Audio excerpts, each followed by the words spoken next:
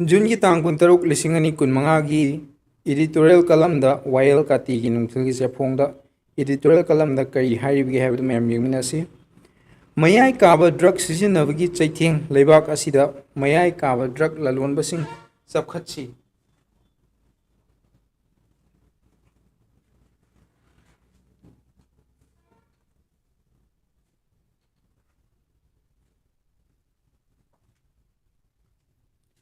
United Nations General Assembly na kumja 1987 ki December 8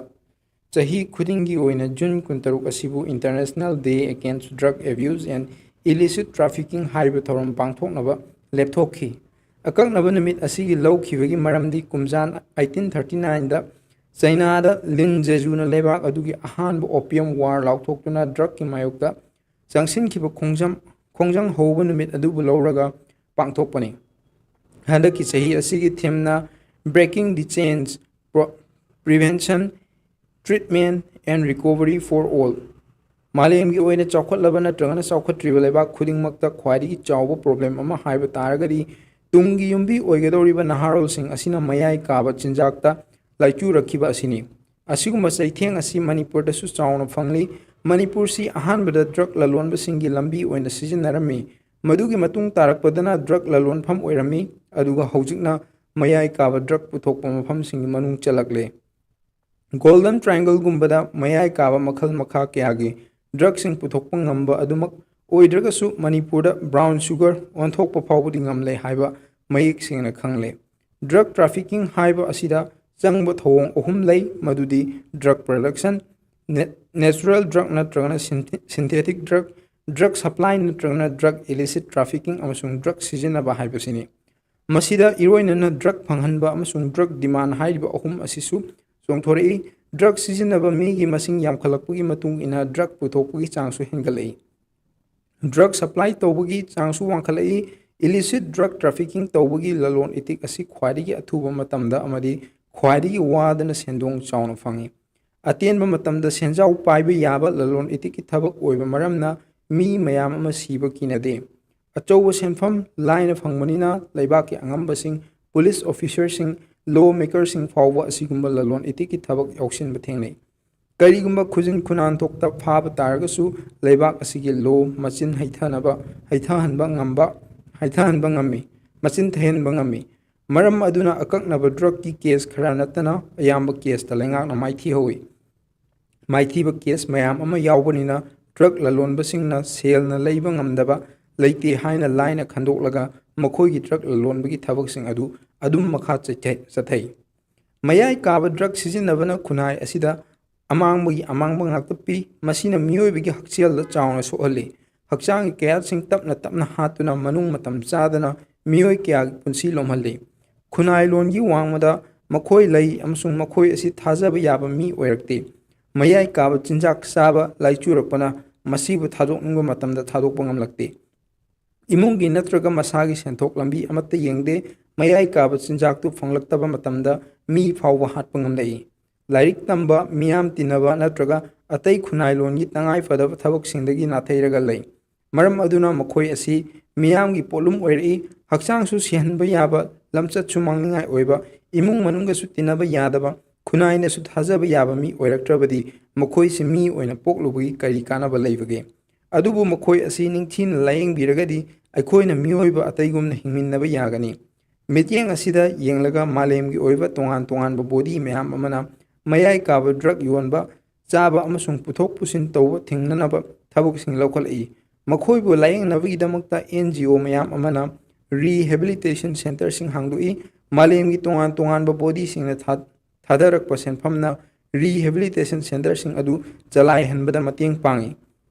Manipur lengang nasu social welfare department ki khuthangda achouba senfam kaya ama puthoktuna mateng pangi makhoigi tungi yumbi oirakadaba mahairoi sing naharol sing asibu mayai kaba chinjak ta lukhidanaba aikhoigi chanu ningol sing asiguma chinjak asi mahau tanghandanabagi lambi ama haiba taragadi mayai kaba drug sizinabana piriba amangbasing amasung masibu aikoina kamdongna thadokpa ngamgadagi haibasigi wakhalon pibana oigani mayai kaba chinjak sizinaribasing asi kanadraba miremni haina lawibagi mahutta makoiba ningthina layeng biberomda midyeng thamba chumi ꯑꯩꯈꯣꯏꯒꯤ ꯏꯔꯛꯇ ꯍꯧꯖꯤꯛ ꯍꯧꯖꯤꯛ ꯂꯩꯕꯥꯛꯅ ꯁꯛꯈꯪꯅꯔꯕ ꯃꯤꯑꯣꯏ ꯈꯔꯗꯤ ꯍꯥꯟꯅ ꯃꯌꯥꯏ ꯀꯥꯕ ꯆꯤꯟꯖꯥꯛꯇ ꯂꯨꯞꯂꯒ ꯂꯩꯔꯝꯃꯤ, ꯑꯗꯨꯕꯨ ꯃꯈꯣꯏ ꯆꯤꯟꯖꯥꯛꯁꯤꯡ ꯑꯗꯨꯗꯒꯤ ꯂꯥꯞꯊꯣꯛꯂꯕ ꯃꯇꯨꯡꯗ ꯉꯁꯤꯗꯤ ꯑꯆꯪꯕ ꯃꯤ ꯑꯃ ꯑꯣꯏꯔꯛꯂꯤꯕꯅꯤ꯫ ꯃꯇꯥꯡ ꯑꯁꯤꯗ ꯄꯟꯖꯅꯤꯡꯕ ꯋꯥꯐꯝꯗꯤ international day against drug abuse and illicit ꯇ꯭ꯔꯥꯐꯤꯀꯤꯡꯒꯤ ꯅꯨꯃꯤꯠ ꯂꯥꯛꯄꯗ ꯃꯅꯤꯄꯨꯔꯁꯨ ꯃꯌꯥꯏ ꯀꯥꯕ ꯆꯤꯟꯖꯥꯛ ꯁꯤꯖꯤꯟꯅꯕ, ꯄꯨꯊꯣꯛ ꯄꯨꯁꯤꯟ ꯇꯧꯕ ꯑꯃꯗꯤ ꯂꯂꯣꯟꯕꯒꯤ ꯊꯕꯛꯇ ꯌꯥꯎꯁꯤꯜꯂꯒꯨꯝꯁꯤ ꯍꯥꯏꯅ ꯄꯨꯟꯅ ꯋꯥꯁꯛ ꯂꯧꯃꯤꯟꯅꯔꯁꯤ꯫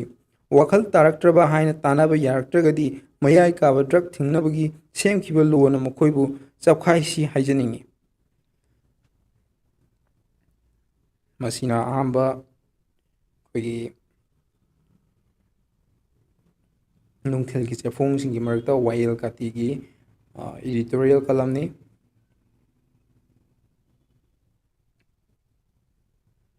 ꯃꯊꯪꯗ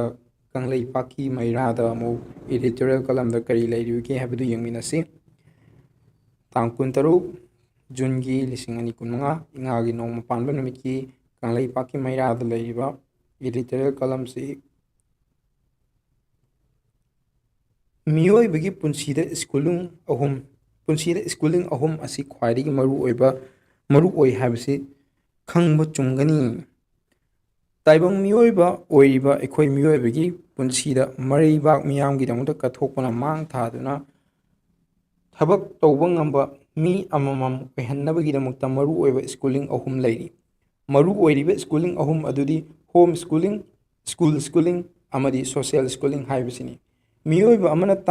ꯇꯥꯏꯕꯪꯗ ꯈꯣꯡꯗꯥꯔꯛꯄ ꯃꯇꯝꯗ ꯈ꯭ꯋꯥꯏꯗꯒꯤ ꯃꯔꯨ ꯑꯣꯏꯔꯤꯕꯁꯤ ꯅꯍꯥꯛꯀꯤ ꯏꯃꯨꯡ ꯑꯗꯨꯗ ꯂꯩꯔꯤꯕ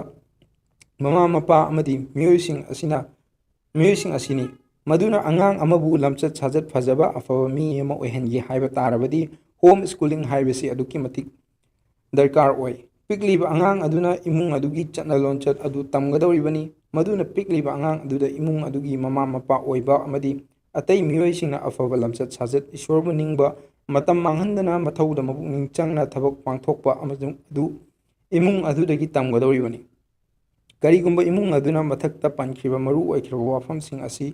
ꯉꯥꯛꯅ ꯆꯠꯇꯕ ꯑꯣꯏꯔꯕꯗꯤ ꯄꯤꯛꯂꯤꯕ ꯑꯉꯥꯡ ꯑꯗꯨꯅ ꯃꯈꯣꯏꯒꯤ ꯃꯇꯧ ꯇꯝꯗꯨꯅ ꯐꯠꯇꯕ ꯑꯉꯥꯡ ꯑꯃ ꯑꯣꯏꯔꯛꯅꯕꯒꯤ ꯃꯔꯝ ꯑꯣꯏ꯫ ꯃꯗꯨꯅ ꯃꯤꯑꯣꯏꯕꯒꯤ ꯄꯨꯟꯁꯤꯗ ꯍꯣꯝ ꯁ꯭ꯀꯨꯂꯤꯡ ꯍꯥꯏꯕꯁꯤ ꯑꯗꯨꯛꯀꯤ ꯃꯇꯤꯛ ꯃꯔꯨ ꯑꯣꯏ꯫ ꯑꯅꯤꯁꯨꯕꯗ ꯃꯍꯩ ꯃꯁꯤꯡ ꯇꯝꯅꯕꯒꯤꯗꯃꯛꯇ ꯁ꯭ꯀꯨꯜ ꯆꯠꯄ ꯇꯥꯏ꯫ ꯃꯗꯨꯅ ꯑꯐꯕ ꯁ꯭ꯀꯨꯜ ꯍꯥꯏꯕꯁꯤ ꯃꯃꯥ ꯃꯄꯥ ꯑꯣꯏꯕꯁꯤꯡꯅ ꯊꯤꯗꯨꯅ ꯃꯆꯥꯕꯨ ꯃꯍꯩ ꯃꯁꯤꯡ ꯃꯄꯨꯡ ꯐꯥꯅ ꯇꯝꯅꯕ ꯍꯣꯠꯅꯩ꯫ ꯃꯗꯨꯅ ꯁ꯭ꯀꯨꯂꯤꯡ ꯍꯥꯏꯕꯁꯤꯁꯨ ꯈ꯭ꯋꯥꯏꯗꯒꯤ ꯃꯔꯨ ꯑꯣꯏ꯫ ꯀꯔꯤꯒꯨꯝꯕ ꯃꯍꯩ ꯇꯝꯐꯝ ꯑꯣꯏꯔꯤꯕ ꯁ꯭ꯀꯨꯜ ꯑꯗꯨꯅ ꯁ꯭ꯀꯨꯜ ꯑꯃ ꯑꯣꯏꯕꯒꯤ ꯂꯩꯐꯝ ꯊꯣꯛꯄ ꯃꯇꯤꯛ ꯆꯥꯕ ꯏꯟꯐ꯭ꯔꯥꯁꯇ꯭ꯔꯛꯆꯔ ꯂꯩꯇ꯭ꯔꯕ, ꯂꯥꯏꯔꯤꯛ ꯇꯥꯛꯄꯤ ꯇꯝꯕꯤꯒꯗꯧꯔꯤꯕ ꯑꯣꯖꯥꯁꯤꯡ ꯑꯗꯨꯒꯤ ꯂꯝꯆꯠ ꯁꯥꯖꯠ ꯐꯖꯗ꯭ꯔꯕ, ꯁ꯭ꯀꯨల్ ꯑꯗꯨꯗ ꯃꯍꯩ ꯇꯝꯕ ꯂꯥꯛꯂꯤꯕ ꯃꯍꯩꯔꯣꯏꯁꯤꯡꯕꯨ ꯅꯤꯡꯊꯤꯅ ꯂꯣꯏꯅꯗꯨꯅ ꯄꯨꯛꯅꯤꯡ ꯆꯪꯅ ꯃꯍꯩ ꯇꯝꯕꯤꯗ꯭ꯔꯕ, ꯃꯣꯔꯦꯜ ꯂꯦꯁꯟ ꯀ꯭ꯂꯥꯁꯅꯆꯤꯡꯕ ꯇꯧꯕꯤꯗꯕ ꯇꯥꯔꯕꯗꯤ ꯑꯐꯕ ꯃꯍꯩꯔꯣꯏ ꯑꯃ ꯍꯥꯏꯕꯗꯨ ꯑꯣꯏꯔꯣꯏꯗꯧꯔꯤꯕꯅꯤ꯫ ꯃꯗꯨꯅ ꯅꯤꯡꯊꯤꯅ ꯂꯥꯏꯔꯤꯛ ꯇꯝꯕ ꯐꯪꯅꯕꯒꯤꯗꯃꯛꯇ ꯃꯃꯥ ꯃꯄꯥ ꯑꯣꯏꯕꯁꯤꯡꯅ ꯑꯐꯕ ꯁ꯭ꯀꯨꯜ, ꯑꯐꯕ ꯑꯣꯖꯥ ꯍꯥꯏꯗꯨꯅ ꯊꯤꯔꯒ ꯂꯥꯏꯔꯤꯛ ꯇꯝꯍꯜꯂꯤꯕꯅꯤ꯫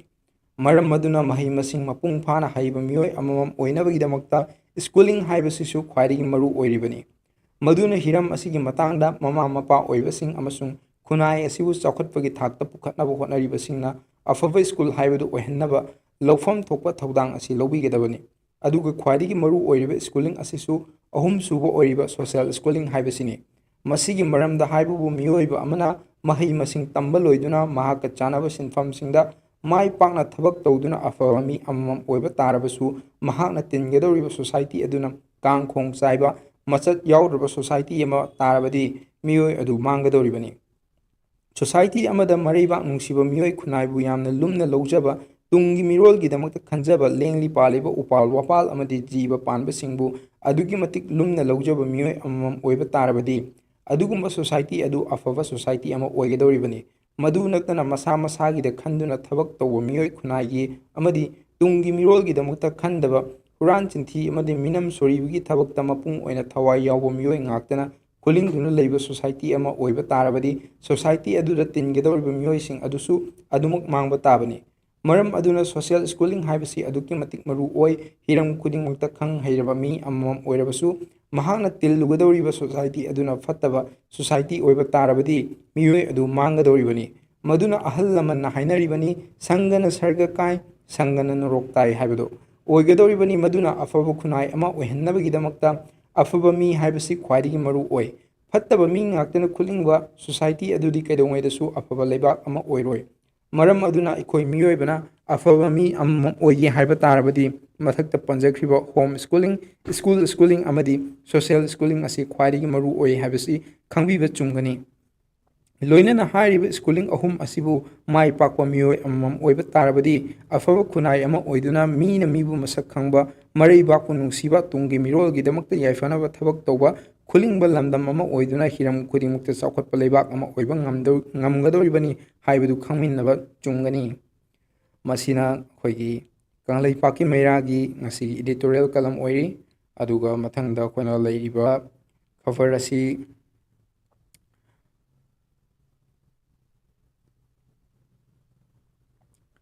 ꯀꯪꯂꯥ ꯄꯥꯎꯒꯤ ꯑꯣꯏꯗꯣꯏꯅꯤ꯫ ꯉꯁꯤꯒꯤ ꯖꯨꯟꯒꯤ ꯇꯥꯡ 23 ꯊꯥ 3 2025 ꯏꯉꯥꯒꯤ ꯅꯣꯡꯃ ꯄꯥꯟꯕ ꯅꯨꯃꯤꯠꯀꯤ ꯅꯨꯡꯊꯤꯜꯒꯤ ꯆꯦꯐꯣꯡ ꯀꯪꯂꯥ ꯄꯥꯎꯗ ꯂꯩꯔꯤꯕ ꯏꯗꯤꯇꯣꯔꯤꯌꯦꯜ ꯀꯂꯝꯁꯤ ꯀꯔꯤꯅꯣ ꯍꯥꯏꯕ ꯌꯦꯡꯃꯤꯟꯅꯁꯤ꯫ ꯉꯁꯤꯒꯤ ꯇꯣꯄꯤꯛꯁꯤ ꯌꯥꯝꯅ ꯃꯅꯤꯄꯨꯔꯒꯤ ꯀꯟꯇꯦꯛꯁꯁꯤꯗ ꯌꯥꯝꯅ ꯏꯝꯄꯣꯔꯇꯦꯟ ꯑꯣꯏꯕ ꯇꯣꯄꯤꯛ ꯑꯃ ꯑꯣꯏꯔꯤ꯫ ꯇꯦꯔꯣꯔꯤꯖꯝ ꯑꯃꯗꯤ ꯀꯝꯃ꯭ꯌꯨꯅꯦꯜ ꯔꯥꯏꯑꯣꯠꯀꯤ ꯈꯦꯠꯅꯕ ꯃꯤꯌꯥꯝꯅ ꯈꯪꯉꯤ꯫ ꯁ꯭ꯇꯦꯠ ꯑꯁꯤꯗ ꯃꯄꯥꯟ ꯂꯝꯗꯒꯤ ꯆꯪꯂꯛꯈꯤꯕ ꯀꯨꯀꯤ ꯀꯥꯡꯂꯨꯞꯀꯤ ꯈꯨꯠꯂꯥꯏ ꯄꯥꯏꯕꯁꯤꯡꯅ ꯃꯤꯇꯩ ꯃꯤꯌꯥꯝꯒꯤ ꯃꯊꯛꯇ ꯅꯣꯡꯊꯛ ꯑꯃꯗꯤ ꯂꯩꯈꯥ ꯇꯨꯅ ꯑꯐꯕ ꯃꯈꯜꯒꯤ ꯅꯣꯡꯃꯩ ꯕꯣꯝ ꯁꯤꯖꯤꯟꯅꯗꯨꯅ ꯃꯤꯌꯥꯝꯗ ꯑꯀꯤ ꯑꯈꯪ ꯄꯤꯕ ꯑꯃꯗꯤ ꯇꯝꯊꯤꯕ ꯃꯤꯍꯥꯠ ꯃꯤꯄꯨꯟꯁꯤꯡ ꯆꯠꯊꯔꯤꯕ ꯑꯁꯤ ꯇꯦꯔꯣꯔꯤꯖꯝꯒꯤ ꯊꯕꯛꯅꯤ, ꯀꯝꯃ꯭ꯌꯨꯅꯦꯜ ꯔꯥꯏꯑꯣꯠ ꯅꯠꯇꯦ꯫ ꯗ꯭ꯔꯣꯟ ꯁꯤꯖꯤꯟꯅꯗꯨꯅ ꯃꯩꯇꯩꯁꯤꯡꯗ ꯕꯣꯝ ꯊꯥꯗꯕ ꯑꯃꯗꯤ ꯃꯤꯁꯥꯏꯜ ꯑꯦꯇꯦꯛ ꯆꯠꯊꯗꯨꯅ ꯇꯝꯊꯤꯕ ꯃꯤꯍꯥꯠ ꯆꯠꯊꯕ ꯍꯥꯏꯕꯁꯤ ꯇꯦꯔꯣꯔꯤꯁꯀꯤ ꯑꯣꯏꯕ ꯋꯥꯔ ꯀ꯭ꯔꯥꯏꯝꯅꯤ꯫ ꯀꯨꯀꯤꯁꯤꯡꯅ ꯑꯇꯝꯅꯅ ꯃꯩꯇꯩꯁꯤꯡꯒꯤ ꯃꯊꯛꯇ ꯃꯤꯍꯥꯠ ꯃꯤꯄꯨꯟꯒꯤ ꯊꯧꯗꯣꯛꯁꯤꯡ ꯆꯠꯊꯕꯗꯒꯤ ꯍꯦꯟꯗꯣꯛꯇꯨꯅ ꯁ꯭ꯇꯦꯠ ꯑꯁꯤꯒꯤ ꯃꯄꯥꯟ ꯂꯝꯒ ꯐꯥꯎꯅ ꯂꯝꯕꯤ ꯂꯥꯏꯐꯂꯥꯏꯟ ꯑꯣꯏꯔꯤꯕ ꯅꯦꯁꯅꯦꯜ ꯍꯥꯏꯋꯦꯁꯤꯡ, ꯏꯝꯐꯥꯜ ꯗꯤꯃꯥꯄꯨꯔ ꯑꯃꯁꯨꯡ ꯏꯝꯐꯥꯜ ꯖꯤꯔꯤꯕꯥꯝ ꯂꯝꯕꯤ ꯌꯥꯎꯅ ꯏꯟꯗꯣ ꯃ꯭ꯌꯥꯟꯃꯥꯔ ꯂꯝꯕꯤꯁꯤꯡ ꯊꯤꯡꯖꯤꯟꯗꯨꯅ ꯃꯤꯑꯣꯏꯕꯒꯤ ꯍꯤꯡꯕꯒꯤ ꯍꯛꯇ ꯁꯤꯡꯅꯔꯤꯕꯁꯤꯡ ꯑꯁꯤ ꯇꯦꯔꯣꯔꯤꯖꯝ ꯑꯦꯛ ꯑꯣꯏꯔꯕꯁꯨ ꯀ꯭ꯔꯥꯏꯝ ꯑꯁꯤ ꯃꯤꯇꯩ ꯑꯃꯁꯨꯡ ꯀꯨꯀꯤꯒꯤ ꯃꯔꯛꯇ ꯊꯣꯛꯄ ꯀꯝꯃ꯭ꯌꯨꯅꯦꯜꯅꯤ ꯍꯥꯏꯅ ꯋꯥꯍꯟꯊꯣꯛ ꯄꯤꯕ ꯇꯥꯔꯕꯗꯤ ꯀꯝꯃ꯭ꯌꯨꯅꯦꯜ ꯔꯥꯏꯑꯣꯠ ꯑꯃꯗꯤ ꯇꯦꯔꯣꯔꯤꯖꯝ ꯑꯅꯤꯒ ꯆꯞ ꯆꯥꯕ ꯋꯥꯍꯟꯊꯣꯛ ꯈꯪꯗꯕꯒꯤ ꯊꯧꯑꯣꯡꯅꯤ, ꯅꯠꯇ꯭ꯔꯒ ꯇꯦꯔꯣꯔꯤꯁꯁꯤꯡ ꯑꯗꯨ ꯑꯆꯨꯝꯕ ꯂꯝꯕꯤꯗ ꯄꯨꯔꯛꯅꯕ ꯍꯣꯠꯅꯕ ꯅꯠꯇ꯭ꯔꯒꯅ ꯇꯦꯔꯣꯔꯤꯁꯁꯤꯡ ꯑꯗꯨ ꯀꯟꯅꯕ ꯍꯣꯠꯅꯕ ꯂꯩꯕꯒꯤꯔꯥ ꯍꯥꯏꯕꯁꯤꯅꯤ꯫ ꯍꯟꯗꯛ ꯄꯍꯜꯒꯥꯝꯗ ꯑꯦꯇꯦꯛ ꯆꯠꯊꯗꯨꯅ ꯇꯝꯊꯤꯕ ꯃꯤꯍꯥꯠ ꯆꯠꯊꯈꯤꯕ ꯊꯧꯗꯣꯛ ꯑꯗꯨꯗꯤ ꯏꯟꯗꯤꯌꯟ ꯒꯣꯚꯔꯟꯃꯦꯟꯠꯅ ꯇꯦꯔꯣꯔꯤꯖꯝꯅꯤ ꯍꯥꯏꯅ ꯈꯝ ꯊꯦꯡꯕ ꯑꯁꯥꯎꯕ ꯐꯣꯡꯗꯣꯛꯇꯨꯅ ꯇꯦꯔꯣꯔꯤꯁꯁꯤꯡꯒꯤ ꯈꯣꯡꯒꯨꯜ ꯂꯤꯗꯨꯅ ꯌꯨꯝꯂꯣꯟꯅꯕ ꯂꯩꯕꯥꯛ ꯄꯥꯀꯤꯁꯇꯥꯟꯗ ꯂꯩꯕ ꯇꯦꯔꯣꯔꯤꯁꯁꯤꯡꯒꯤ ꯀꯦꯝꯞꯇ ꯃꯤꯂꯤꯇꯔꯤ ꯁꯤꯟꯗꯨꯔ ꯑꯣꯄꯔꯦꯁꯟ ꯆꯠꯊꯗꯨꯅ ꯑꯦꯇꯦꯛ ꯇꯧꯈꯤ꯫ ꯑꯦꯇꯦꯛ ꯑꯗꯨꯗ ꯇꯦꯔꯣꯔꯤꯁ ꯀꯌꯥ ꯍꯥꯠꯈꯤ꯫ ꯄꯥꯀꯤꯁꯇꯥꯟꯗ ꯑꯣꯄꯔꯦꯁꯟ ꯁꯤꯟꯗꯨꯔ ꯆꯠꯊꯈꯤꯕ ꯑꯗꯨꯅ ꯃꯔꯝ ꯑꯣꯏꯔꯒ ꯂꯩꯕꯥꯛ ꯑꯅꯤꯒꯤ ꯃꯔꯛꯇ ꯈꯨꯠꯂꯥꯏꯒꯤ ꯃꯨꯛꯅꯕ ꯐꯥꯎꯕ ꯊꯣꯛꯈꯤ꯫ ꯑꯗꯨꯕꯨ ꯏꯃꯤꯒ꯭ꯔꯦꯟꯠ ꯆꯤꯟ ꯀꯨꯀꯤ ꯃꯤꯖꯣꯒꯤ ꯇꯦꯔꯣꯔꯤꯁꯁꯤꯡꯅ ꯂꯩꯕꯥꯛ ꯑꯁꯤꯒꯤ ꯃꯊꯛꯇ ꯂꯥꯟꯗꯥꯗꯨꯅ ꯃꯤꯑꯣꯏ 270 ꯍꯥꯠꯈ꯭ꯔꯦ꯫ ꯌꯨꯝ ꯀꯩ ꯑꯃꯁꯨꯡ ꯂꯥꯏꯁꯪꯅꯆꯤꯡꯕ ꯂꯤꯁꯤꯡ ꯀꯌꯥ ꯃꯩ ꯊꯥꯗꯣꯛꯇꯨꯅ ꯇꯥꯡꯒꯣꯏ ꯑꯣꯟꯈꯤꯕꯗꯒꯤ ꯂꯥꯟꯖꯦꯡꯅꯔꯛꯈꯤꯕ ꯃꯤꯑꯣꯏ 60,000 ꯍꯦꯟꯅ ꯂꯩꯉꯥꯛꯅ ꯍꯥꯡꯕ ꯈꯪꯅ ꯆꯥꯟꯅꯕꯒꯤ ꯌꯨꯝ ꯑꯃꯗꯤ ꯑꯁꯥꯟꯕ ꯌꯨꯝꯁꯤꯡꯗ ꯆꯪꯖꯐꯝ ꯂꯧꯗꯨꯅ ꯂꯩꯔꯛꯈꯤꯕ ꯆꯍꯤ 2 ꯍꯦꯟꯖꯤꯜꯂꯛꯂꯦ꯫ ꯂꯥꯟꯗꯥꯔꯛꯈꯤꯕ ꯂꯝꯍꯦꯟ ꯇꯨꯍꯦꯟꯕꯁꯤꯡ ꯑꯗꯨꯅ ꯃꯤꯌꯥꯝꯒꯤ ꯃꯊꯛꯇ ꯆꯠꯊꯔꯤꯕ ꯃꯤꯍꯥꯠ ꯃꯤꯄꯨꯟ ꯑꯃꯗꯤ ꯑꯀꯤ ꯑꯈꯪ ꯄꯤꯔꯤꯕ ꯑꯁꯤ ꯇꯦꯔꯣꯔꯤꯖꯝꯒꯤ ꯊꯧꯑꯣꯡꯅꯤ꯫ ꯇꯦꯔꯣꯔꯤꯖꯝ ꯍꯥꯏꯕꯁꯤ ꯂꯣꯒꯤ ꯋꯥꯡꯃꯗ ꯃꯤꯌꯥꯝ ꯃꯔꯛꯇ ꯕꯣꯝ ꯄꯣꯈꯥꯏꯍꯟꯕ, ꯅꯣꯡꯃꯩ ꯀꯥꯞꯁꯤꯟꯕ, ꯇꯝꯊꯤꯕ ꯃꯤꯍꯥꯠꯅꯆꯤꯡꯕ ꯊꯕꯛ ꯆꯠꯊꯕꯅꯤ ꯍꯥꯏꯕꯁꯤ ꯃꯥꯂꯦꯝꯒꯤ ꯃꯤꯌꯥꯝꯅ ꯈꯪꯉꯤ꯫ ꯂꯣꯏꯅꯅ ꯑꯣꯛꯁꯐꯣꯔꯗ ꯗꯤꯛꯁꯅꯥꯔꯤꯁꯨ ꯃꯁꯤꯒ ꯃꯥꯟꯅꯕ ꯋꯥꯍꯟꯊꯣꯛ ꯄꯤꯔꯤ꯫ ꯑꯃꯔꯣꯝꯗ ꯀꯨꯀꯤ ꯂꯝꯍꯦꯟ ꯇꯨꯍꯦꯟꯕ ꯈꯨꯠꯂꯥꯏ ꯄꯥꯏꯕꯁꯤꯡꯅ ꯁ꯭ꯇꯦꯠ ꯑꯁꯤꯗ ꯆꯠꯊꯔꯤꯕ ꯋꯥꯔ ꯀ꯭ꯔꯥꯏꯝꯒꯤ ꯃꯇꯥꯡꯗ ꯁ꯭ꯇꯦꯠ ꯀꯦꯕꯤꯅꯦꯠ ꯃꯤꯐꯝ ꯑꯃꯗꯤ ꯑꯦꯁꯦꯝꯕ꯭ꯂꯤ ꯃꯤꯐꯝꯗ ꯊꯧꯑꯣꯡ ꯑꯗꯨ ꯇꯦꯔꯣꯔꯤꯁꯠꯅꯤ ꯍꯥꯏꯅ ꯋꯥꯔꯦꯞ ꯂꯧꯗꯨꯅ ꯁꯦꯟꯇ꯭ꯔꯦꯜ ꯒꯚꯔꯟꯃꯦꯟꯠꯗ ꯈꯪꯍꯟꯈꯤꯕ ꯑꯗꯨꯗ ꯂꯩꯉꯥꯛ ꯁꯁꯄꯦꯟꯁꯟ ꯑꯣꯐ ꯑꯣꯄꯔꯦꯁꯟꯁꯨ ꯍꯟꯗꯣꯛꯅꯕ ꯈꯪꯍꯟꯈꯤꯕ ꯂꯩꯈ꯭ꯔꯦ꯫ ꯑꯗꯨꯕꯨ ꯁꯦꯟꯇ꯭ꯔꯦꯜ ꯒꯚꯔꯟꯃꯦꯟꯠꯅ ꯁ꯭ꯇꯦꯠꯅ ꯂꯧꯈꯤꯕ ꯋꯥꯔꯦꯞꯁꯤꯡ ꯑꯗꯨꯒꯤ ꯑꯣꯟꯅ ꯇꯩꯅꯕꯗ ꯇꯦꯔꯣꯔꯤꯁꯠ ꯅꯠꯇꯦ ꯊꯣꯛꯂꯤꯕ ꯋꯥꯊꯣꯛ ꯑꯁꯤ ꯀꯥꯡꯂꯨꯞ ꯑꯅꯤꯒꯤ ꯂꯥꯟꯅꯤ ꯍꯥꯏꯔꯛꯈꯤꯕ ꯑꯁꯤꯅ ꯃꯔꯝ ꯑꯣꯏꯔꯒ ꯂꯥꯟ ꯄꯥꯝꯖꯗꯕ ꯑꯃꯗꯤ ꯑꯄꯨꯟꯕꯒꯤ ꯁꯛꯇꯝ ꯉꯥꯛꯂꯤꯕ ꯃꯤꯌꯥꯝꯒꯤ ꯃꯐꯝꯗ ꯊꯧꯑꯣꯡ ꯑꯁꯤꯕꯨ ꯀꯔꯤꯅꯣ ꯍꯥꯏꯅ ꯃꯁꯥ ꯃꯁꯥꯗ ꯍꯪꯖꯕ ꯅꯠꯇꯅ ꯀꯔꯤꯁꯨ ꯇꯧꯕ ꯉꯝꯗꯅ ꯂꯩꯔꯤ꯫ ꯑꯃꯔꯣꯝꯗꯅ ꯁꯦꯟꯇ꯭ꯔꯦꯜ ꯒꯚꯔꯟꯃꯦꯟꯠꯅ ꯏꯔꯥꯡ ꯑꯁꯤꯒꯤ ꯋꯥꯔꯣꯏꯁꯤꯟ ꯄꯨꯔꯛꯅꯕꯅꯤ ꯍꯥꯏꯗꯨꯅ ꯄꯣꯄꯨꯂꯔ ꯒꯚꯔꯟꯃꯦꯟꯠꯀꯤ ꯃꯍꯨꯠ ꯄ꯭ꯔꯁꯤꯗꯦꯟꯠ ꯔꯨꯜ ꯊꯝꯖꯤꯟꯗꯨꯅ ꯋꯥꯊꯣꯛꯀꯤ ꯋꯥꯔꯣꯏꯁꯤꯟ ꯄꯨꯔꯛꯀꯅꯤ ꯍꯥꯏꯕꯁꯨ ꯋꯥꯔꯣꯏꯁꯤꯟ ꯄꯨꯔꯛꯄ ꯉꯝꯗꯅ ꯂꯩꯔꯤ꯫ ꯁꯦꯟꯇ꯭ꯔꯦल ꯒꯚꯔꯟꯃꯦꯟꯠꯀꯤ ꯊꯧꯑꯣꯡꯒꯤ ꯃꯥꯌꯣꯛꯇ ꯃꯤꯌꯥꯝ ꯑꯃꯗꯤ MLAꯁꯤꯡꯅ PR ꯒꯤ ꯃꯍꯨꯠ ꯄꯣꯄꯨꯂꯔ ꯒꯚꯔꯟꯃꯦꯟꯠ ꯊꯝꯕ ꯄꯥꯝꯕꯒꯤ ꯈꯣꯜꯂꯥꯎ ꯂꯩꯔꯕꯁꯨ ꯏꯔꯥꯡ ꯂꯩꯔꯤ ꯍꯥꯏꯗꯨꯅ PR ꯃꯈꯥ ꯇꯥꯅ ꯊꯝꯅꯕ ꯍꯣꯠꯅꯔꯤꯕ ꯑꯁꯤꯒꯤ ꯃꯔꯝ ꯀꯔꯤꯒꯤꯅꯣ ꯍꯥꯏꯅ ꯍꯪꯕ ꯅꯠꯇꯅ ꯀꯔꯤꯁꯨ ꯇꯧꯕ ꯉꯝꯗꯅ ꯀꯔꯝꯕ ꯃꯇꯝꯗ ꯃꯤꯌꯥꯝꯒꯤ ꯂꯩꯉꯥꯛ ꯂꯥꯛꯀꯗꯒꯦ ꯍꯥꯏꯅ ꯉꯥꯏꯗꯨꯅ ꯂꯩꯕ ꯅꯠꯇꯅ ꯄꯥꯝꯕꯩ ꯑꯃꯠꯇ ꯂꯩꯇꯕꯒꯨꯝ ꯇꯧꯔꯤ꯫ ꯀꯥꯡꯂꯨꯞꯀꯤ ꯏꯔꯥꯡꯕꯨ ꯑꯣꯏꯒꯦꯔꯥ, ꯇꯦꯔꯣꯔꯤꯖꯝꯕꯨ ꯑꯣꯏꯒꯦꯔꯥ, ꯅꯥꯀꯜ ꯑꯅꯤꯒꯤ ꯃꯔꯛꯇ ꯅꯣꯡꯃꯩ ꯀꯥꯞꯅꯕꯒꯤ ꯊꯧꯗꯣꯛꯁꯤꯡ 30%ꯒꯤ ꯆꯥꯡꯗ ꯍꯟꯊꯈ꯭ꯔꯦ꯫ ꯕꯐꯔ ꯖꯣꯟ ꯂꯥꯟꯁꯤꯟꯕ ꯌꯥꯗꯅ ꯅꯦꯁꯅꯦꯜ ꯍꯥꯏꯋꯦꯗ ꯑꯊꯤꯡꯕ ꯊꯝꯕꯒꯤ ꯋꯥꯊꯣꯛ ꯑꯁꯤꯗ ꯃꯉꯥꯏꯔꯦ꯫ ꯑꯊꯤꯡꯕꯁꯤꯡ ꯑꯁꯤ ꯁꯦꯟꯇ꯭ꯔꯦꯜ ꯒꯣꯚꯔꯟꯃꯦꯟꯠꯅ ꯍꯟꯗꯣꯛꯍꯟꯅꯕ ꯍꯣꯠꯅꯗꯅ PR ꯀꯌꯥꯝ ꯀꯨꯏꯅ ꯊꯝꯈꯤꯒꯗꯧꯔꯤ ꯍꯥꯏꯕ ꯋꯥꯍꯪ ꯄꯥꯎꯈꯨꯝ ꯁꯦꯟꯇꯔꯒꯤ ꯂꯨꯆꯤꯡꯕꯁꯤꯡꯗꯒꯤ ꯈꯪꯅꯤꯡꯗꯨꯅ ꯃꯤꯌꯥꯝꯅ ꯉꯥꯏꯅꯔꯤ꯫ ꯃꯁꯤꯒꯤ ꯂꯣꯏꯁꯤꯜꯂꯛꯄꯗ